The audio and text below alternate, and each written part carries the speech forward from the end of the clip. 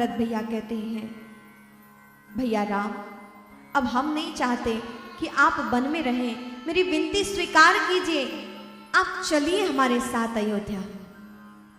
जो ही ये बात सुनी भगवान राम ने कहा, नहीं भरत, हमें यहीं रहना होगा, पिताश्री की आज्ञा है, हम यहीं रहेंगे। भरत जी ने कहा, भैया आप हमारे साथ चलिए। सभी लोग भरत जी का प्रेम देखकर बहुत लंबी वार्ता हुई, भगवान को बहुत मनाया भरत जी महाराज ने, बहुत लंबी वार्ता हुई। जहां भरत प्रेम तो जहां एक और भगवान राम का ज्ञान और मर्यादा और एक और भरत जी का प्रेम समर्पण। मानो कभी कभी लगता कि राम जीत जाएंगे और कभी कभी लगता भरत जी जीत जाएंगे। वो अपने ज्ञान की बात रखते, भगवान राम मर्यादा की बात रखते, तो भरत जी प्रेम और समर्पण की बात रखते।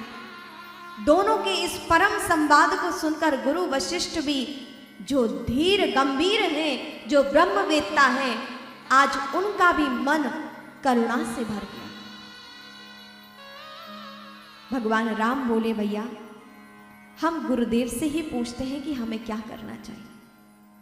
महाराज जनक परम ज्ञानी है, विदेह राज है, चलो इनसे ही पूछते हैं कि हमें क्या करना है। एक बड़ी सभा बैठी, सभी लोग बैठे, महाराज जनक, वशिष्ठ जी, सुमंत जी, परम विद्वानगण, विद्वत सभा बैठी, और एक और भरत जी महाराज और एक और भगवान राम बैठे। राम जी अपनी बात रखते हैं तो भरत जी अपनी बात रखते हैं। दोनों की ऐसी बातें सुनकर वशिष्ठ जी महाराज धीर गंभीर हो गए। गुरुदेव कहते हैं कि भरत जी, यदि आप 14 वर्ष वनवास में रह जाओ तो हो सकता है राम अयोध्या चल पड़े। भरत जी बोले, गुरुदेव यदि ऐसा हो जाए तो मैं जीवन पर्यंत वनवास में रहूं, लेकिन मेरे भैया राम यदि अयोध्या चलते हैं तो मैं अपने जीवन पर्यंत वनवास में रहना स्वीकार करता हूं। क्या ऐसा संभव है गुरुदेव? तो आप विनती कीजिए। भैया आप मेरी तो बात सुनते नहीं, यदि आप आदेशित करेंगे तो अवश्य ही भैया स्वीकार कर लेंगे। और कहते हैं, गुरु वशिष्ठ जी ने जब ये बात सुनी तो भरत प्रेम की महिमा सुनकर गुरु वशिष्ठ जी भी भाव विभोर हो गए। भरत जी ने जब बहुत बातें कही, भगवान राम नहीं माने, तो भगवान राम तब से मौन ही रहे। तब से भरत जी बोले फिर, और कहते हैं कि भगवान राम अब बोलना ही पड़ा। और क्या कहा? राम जी बोले, भैया मैं बंटवारा चाहता हूं। कौन कह रहे हैं? भगवान राम कह रहे हैं, हे भरत अब मैं बंटवारा चाहता हूं। और जो ही बंटवारे की बात सुनी तो भरत जी का तो हृदय मानो अगाध कष्ट, अगाध पीड़ा से मानो पृथ्वी पैरों के नीचे से निकल गई हो, इतना कष्ट।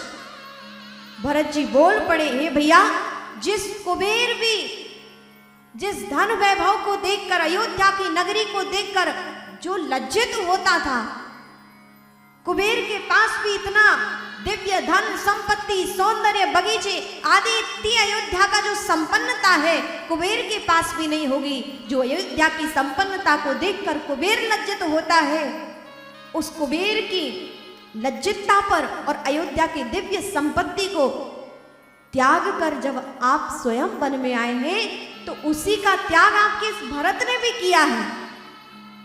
भैया क्या आपको ये लगता है कि मुझे अयोध्या के धन का लोभ है? क्या आप भी ऐसा विचार करते हैं, ऐसा सोचते हैं?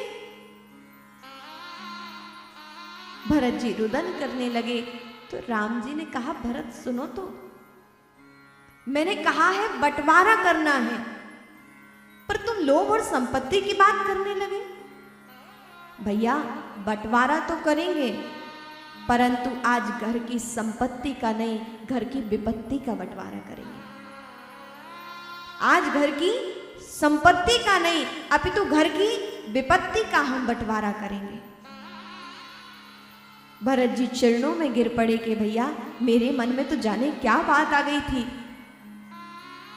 तो भगवान राम बोल पड़े कि भरत तुम सोच भी कैसे सकते हो कि मैं अपने भरत को लोभी समझूंगा। अरे राम से तो भूल हो सकती है, लेकिन मेरे भरत से कोई भूल नहीं हो सकती। मेरे भरत जैसा त्यागी और कोई नहीं हो सकता है। भगवान राम भरत जी को हृदय से लगाते हैं